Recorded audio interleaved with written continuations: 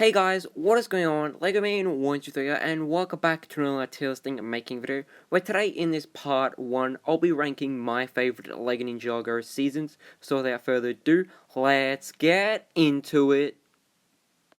Chicken wing, once I ate a chicken wing. So, starting off, we have the pilot season. Now, this did consist of, I believe, 2 or 3, maybe even 4 episodes of just, like, the ninja getting their golden weapons. And this was the first time we sort of got introduced to Kai. So I really liked how, instead of just having all the ninja and, like, they all go on their sort of mission or, like, quest, I'm really glad we just got, like, small episodes of like Kai becoming the ninja group instead of them just going on like quest.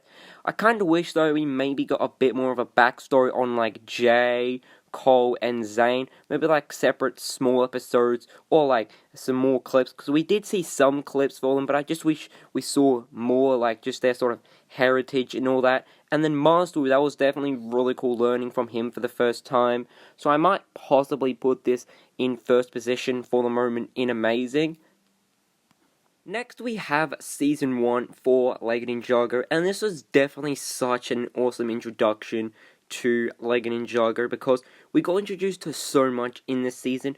For the first couple episodes, it was like the ninja team becoming almost like a family. They were still learning about each other. They were slowly becoming more like fond of one another. So I really like that. And then on the other hand, we got introduced to Lloyd Garmadon, who is Garmadon's son, and like it's his younger sort of son. He's like probably maybe like 10 years old, around that age. So it's really cool and pretty interesting that Lloyd actually looks up to his father because, like, he wants to be a villain, but he's not really good at it, which I'm really glad they did choose to do that. And then we later learn in this season, I think the second last episode or around there, that Lloyd did become, is the Green Ninja. So that was definitely really cool. The snake part was really enjoyable with, like, the Fang Blades, I'm pretty sure they're called, with Pythor. And this is the first time we got introduced to, like, the Anaconda Warrior. So definitely a lot did happen in this. And, like, the ninja are still using their golden weapons and they're unlocking their full potential. So I might possibly put this maybe in first position in Amazing, because I think it could have been a little more better. Maybe, like, some more flashbacks for the ninja, including, like, maybe Garmadon, Wu, possibly. Maybe even, like, Lloyd. Just small flashbacks I think would have worked really nicely. But overall, I think this is definitely a pretty amazing season for Season 1 of Ninjago. The following season after Season 1 was Season 2, and I believe this was titled The Rise of the Green Ninja, and this was Lloyd becoming more familiar who he actually is, because he is the Green Ninja, and he's like the leader out of all of his like friends, so like Kai, Cole, Jay, and Zane. So I really liked how he was sort of coming into this position as a leader, and I think it worked really nicely.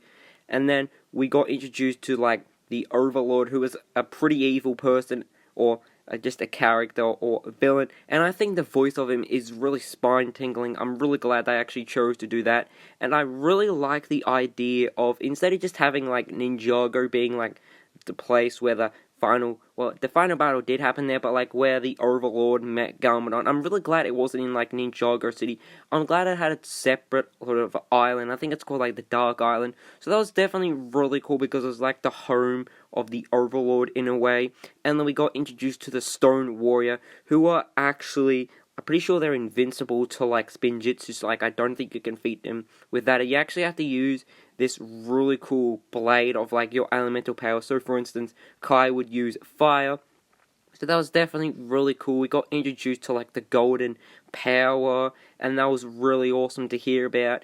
And then like the ninja in their Komodo, I'm pretty sure that's how you pronounce it, their Komodo sort of costume or uniform was definitely really awesome. The final battle was something really amazing, because I would not expect that to actually happen in like a children's slash like teenagers show, and that was definitely really awesome. We had like this big dragon against the first Spinjitzu master, who is in like his golden form, which was actually Lloyd. So that was really awesome to see. Just everything about this season, in my opinion, was definitely perfect. Then 2 years, or I believe 1 year later, was Rebooted, which was season 3 of Ninjago, because the second season for Ninjago, that was going to be it, like the final battle, that was going to be the actual final battle, but I believe from like high demand for more, and like the growing Lego Ninjago community, they actually did decide to create more, and I honestly think that was one of the greatest decisions ever, because the following seasons after that, which we'll get into later, were definitely pretty awesome. The third season, which was called Rebooted, was really interesting because this saw the ninja team sort of split off, like they weren't doing their like ninja sort of jobs, they weren't protecting Ninjago, because Ninjago went into this era of like new technology from Cyrus Borg, and I really liked, instead of just having like a very similar city to like the first and second seasons for Ninjago, it's all like rebooted, and then also like new technology. So I really like how well it sort of works with real life. And then the ninja team are actually working in a school, and I think it's Radley's like school for like bad children or something like that. I can't remember the name of it on the top of my head. And then Lloyd is still trying to learn from his father, who actually became good in the second season, or like the ending scene.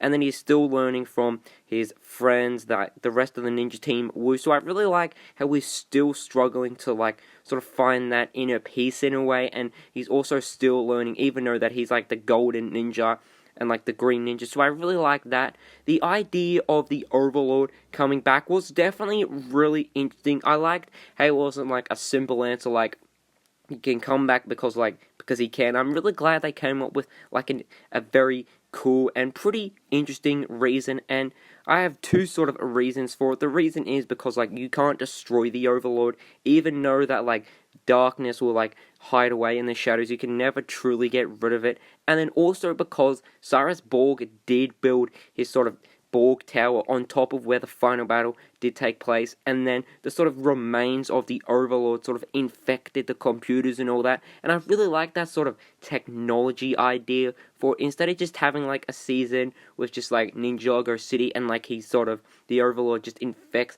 just people's computers and all that. I'm really glad they sort of upped the stakes a bit. So then the battle inside of the Digiverse, or like, yeah, I guess you could call it Digiverse, was definitely really awesome. I like the whole sort of golden power for the rest of the ninja, but I wish we maybe just got like a better sort of explanation for how they got it. And then the sort of learnings of Lloyd, like using the rest of his elemental power, because like he could control fire, earth, lightning, and ice. I'm really glad we just got that sort of moment with his father, Sensei Garmadon, or Master Garmadon, and then like Lloyd sort of learning. So that was definitely really cool. And then the battle between Zane and the Overlord, that was such an amazing moment. I really did not expect Zane to do something that awesome, because he does use his ice power, because Lloyd does, I wouldn't say give it up, he willingly does it just because he's a good friend, and I think it was a really awesome decision. So I might possibly put this season maybe in second position in amazing.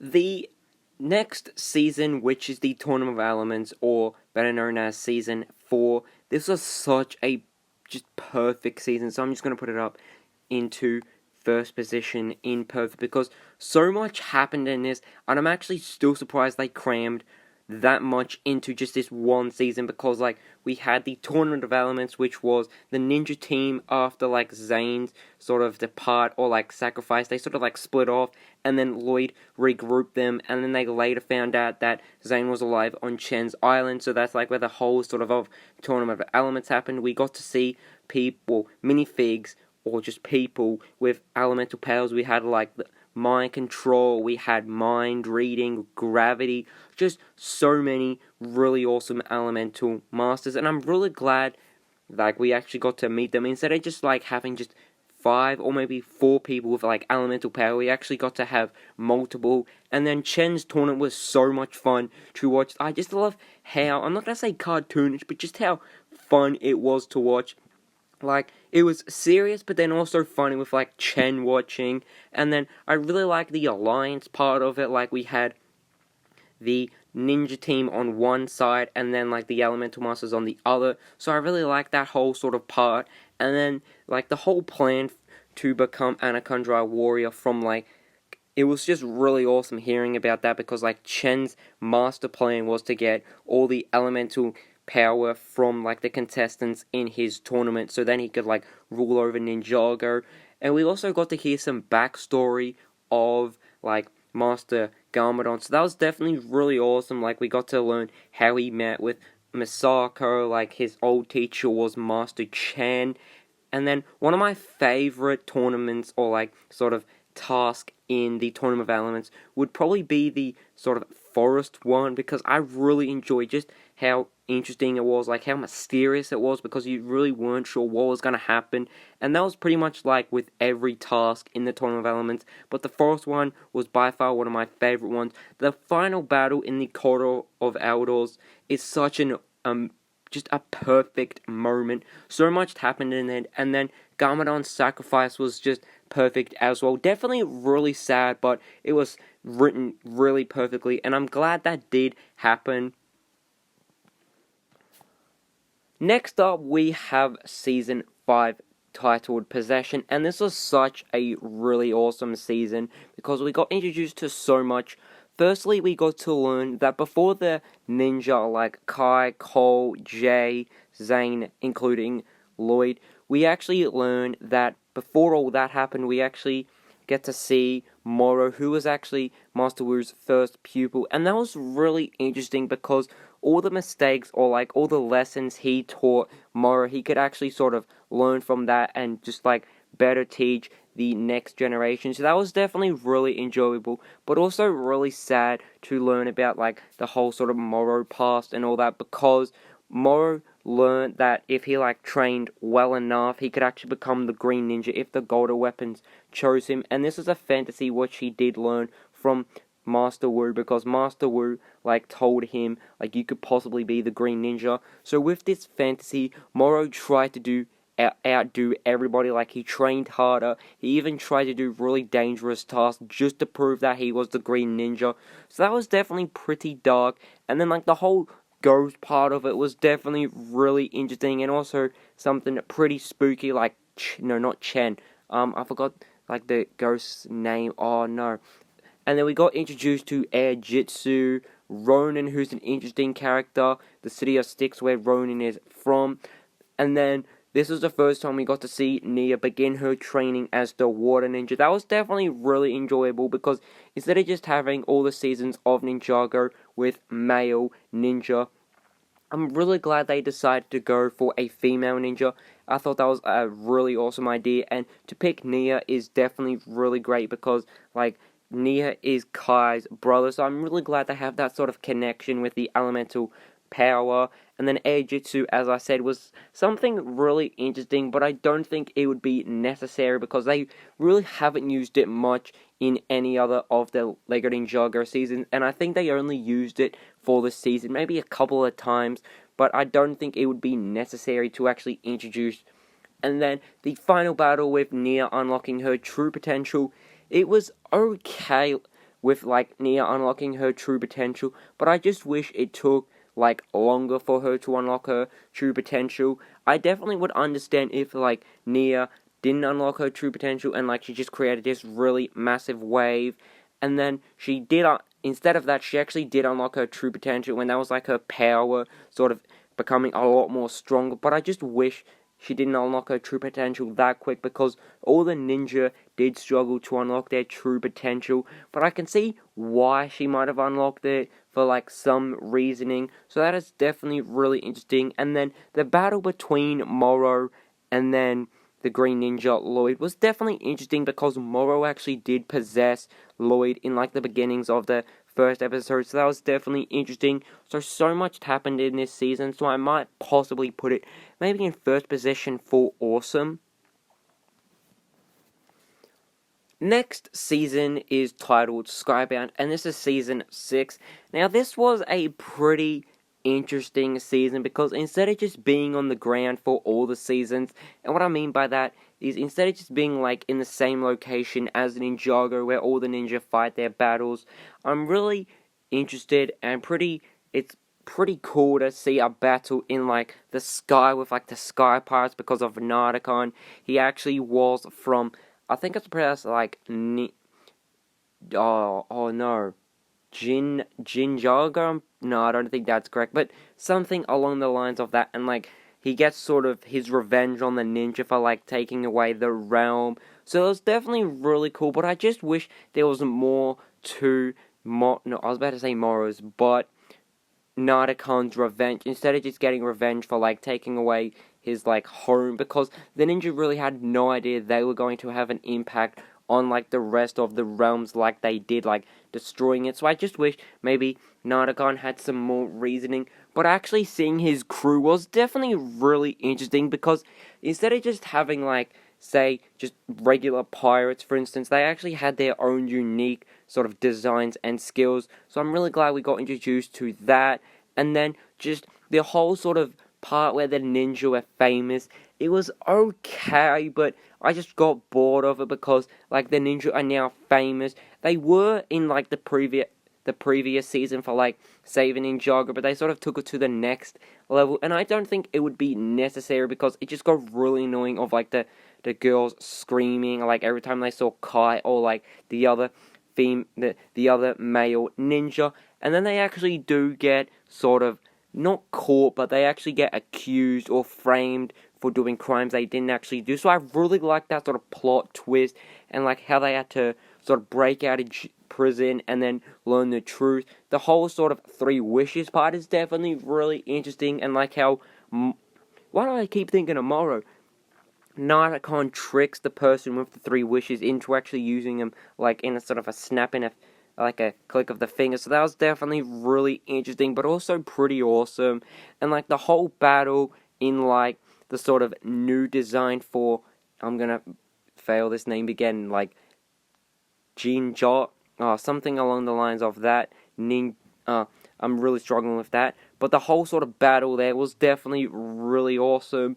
But then the final part was actually sort of time travel, because we actually get to see Narcon be shot by like poison of a spider, and that's the only sort of time you get to like not kill him but sort of like lock him up in a way, because he can disappear like in a click of a finger. Like you can't even get like a single shot, but the poison will actually stop him from doing it, so like you could get him. They actually accidentally shoot Nia, which was definitely really sad, because like this whole sort of season was for Nia and Jay, and I definitely do ship them, and I think this was such a perfect season for them. And then like they sort of take back time, because Jay does says, I wish like the lantern or lamp never got found, and like time sort of passes or like goes into the past, and like season 6 never actually happened. So definitely a lot did happen in this season, but then it actually didn't at the end. So just really confusing with like the whole time travel. And my only problem is I wish we got to learn more about, what's her name, like what's Nardacon's like wife. I just wish we got to learn more about her, because we did see a photo of her and it was really creepy, because like it almost looked like Nia. So I just wish we maybe got like flashbacks of her just to see like the differences between Nia and Nardacon's like wife. So I might still put this season maybe in first position in amazing. Next we have Season 7, and this is called The Hands of Time. And I really love just how much flashbacks were in this. Like, we got to learn about the Time Twins, like the battle between them. We got to see more scenes with Garmadon and Wu, which is really awesome to see. I always love seeing, like, the sort of flashback scenes with them. And then the Time Blades were introduced because, like, they used like this sort of metal to actually take away the elemental powers, which were Wu and Garmin. They actually took away the Time Twins' powers. So it's definitely really interesting, and like they made this whole sort of like vortex thing. So definitely a lot of really advanced things in this. It was really interesting to like then go to like the future and just like see Dr. Saunders, who I think we first got introduced to in like Day of the Departed, maybe, or maybe no, I'm pretty sure it was like season 5. I'm not really too sure. Somewhere around there, we actually got to learn that like a plot twist happened, and he's actually one of the time twins because one got sort of not sucked up, but he sort of like shot himself into like the vortex, or both of them did, and then one escaped while the other one was sort of trapped there until like a specific time. The whole sort of battles in this were definitely really enjoyable with like the time blades, how one side had more of an advantage. So that was definitely really cool. And then the battle in the sort of final episode between like the time twins, Kai, Nia, and Wu was definitely really interesting, like going through a vortex on like this sort of mech. The time travel part going back when like just before like the time twins I'm pretty sure like they went back in time when the time twins they sort of shot themselves into the vortex, and then once that happened, the future time twins like appeared. So definitely a lot of confusing time traveling stuff, but it does make a lot more sense once you watch it a couple of times. And then the season for this one was Kai and Nia based, because we actually get introduced to Ray and I forgot. Damn. Is it like? Oh no, Kaya maybe? Yeah, maybe Kaya. We got introduced to those two characters, and they are actually Kai and Nia's mother and father. So that was definitely really interesting, and I'm really glad we got introduced to them. But I just wish we maybe got more information on them. We do learn why they actually, I wouldn't say ditch, but why they got forced to work for the time twins. So I'm really not glad, because it's actually pretty dark, but I'm really glad we got like an answer for it, instead of just saying like we had to because they had no choice to, because then like the time twins would take away Nia and Kai. But I'm glad it's not like a lazy answer, like because like I'm really glad it was a really specific answer, and I thought it worked really well. So I might possibly put this season maybe in maybe in first position for awesome. So, hope you guys did enjoy this part 1 of me ranking my favorite Lego Ninjago seasons. So definitely stay tuned for next week's part, which will be part 2, because I'm definitely excited for that. So as always guys, hope you guys did enjoy this video, and I can see you. Goodbye!